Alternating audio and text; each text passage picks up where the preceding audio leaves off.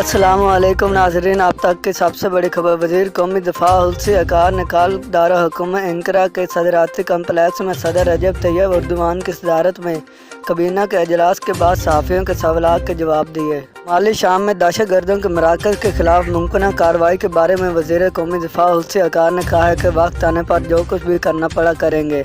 वज़ीर कौमी दफ़ा हुस्सी अकार ने कहा दारुल-हुकूमत एंकारा के सदराती कम्प्लेक्स में सदर रजब तैयब एर्दोगान की सदारत में काबीना के अजलास के बाद सहाफ़ियों के सवालात के जवाब दिए। इन्होंने शुमाली शाम में अलहदगी पसंद दहशतगर्द तंजीम PKK-YPG की तरफ इशारा करते हुए कहा, हम किसी भी तरह से अपने मुल्क के जुनूब में शाम को शुमाली दहशतगर्दों के वजूद को कबूल नहीं करते। हम किसी भी जिम्मेदारी को अंजाम देने के लिए तैयार हैं। हम इस सिलसिले में पुरअज़म हैं और कार्रवाई करने की सलाहियत रखते हैं। इन्होंने कहा दहशतगर्द गिरोह के लिए जो ज़रूरी है वो वक्त और जगह आने पर किया जाएगा। वज़ीर कौमी दफ़ा हुस्सी अकार ने इस बात पर जोर दिया कि ऑपरेशन हदफ सिर्फ साबका ऑपरेशन की तरह से दहशतगर्द होंगे।